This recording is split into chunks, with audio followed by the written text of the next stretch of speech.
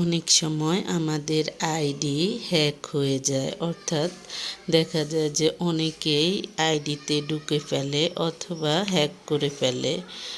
তখন আপনি কি করবেন? আইডি খোলার পরই বা আপনার বর্তমান পুরনো আইডিতে সবচেয়ে জরুরি যে কাজটি করতে হবে তা হলো 2 ফ্যাক্টর অথেন্টিকেশন চালু করা। এটি আপনার অ্যাকাউন্টের জন্য একটি দ্বিতীয় নিরাপত্তা স্তর। সহজ ভাষায় বলতে গেলে কেউ যদি আপনার পাসওয়ার্ড জেনেও যায় বা চুরিও করে, তবে সে আপনার অ্যাকাউন্টে ঢুকতে পারবে না যতক্ষণ না তার কাছে দ্বিতীয় কোডটি বা চাবিটি থাকে।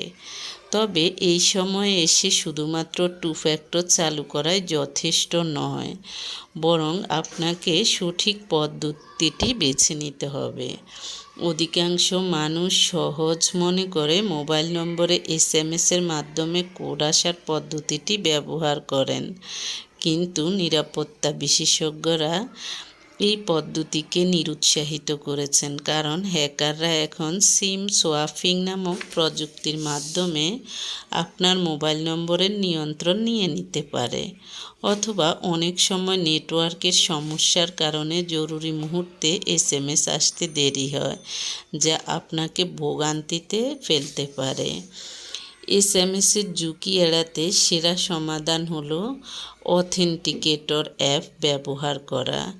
গুগল অথেন্টিকেটর, মাইক্রোসফট অথেন্টিকেটর বা ডিও মোবাইলের মতো অ্যাপগুলো প্রতি 30 সেকেন্ড পর নতুন কোড তৈরি করে, যা হ্যাক করা প্রায় অসম্ভব। আপনার মোবাইলে প্লে স্টোর বা প্লে অ্যাপ স্টোর থেকে গুগল অথেন্টিকেটর অ্যাপটি আপনি ডাউনলোড করে ফেলবেন। ফেসবুকের সেটিংস থেকে সিকিউরিটি এবং লগ ইন অপশনে যাবেন। তারপর হলো 2 ফ্যাক্টর অথেন্টিকেশনে ক্লিক করে অথেন্টিকেশন অ্যাপ অপশনটি নির্বাচন করবেন।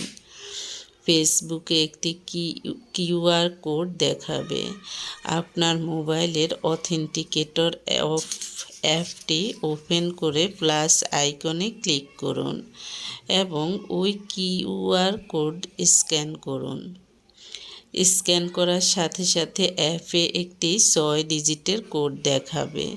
সেটি ফেসবুকে বসিয়ে আপনি কনফার্ম করবেন। অনেকের মনে ভয় থাকে, যদি আমার মোবাইলটি হারিয়ে যায় বা নষ্ট হয়ে যায় তখন আমি অ্যাপ পাবো কোথায়? এই ভয়টি অমূলক নয়। এর সমাধান হলো রিকভারি কোড।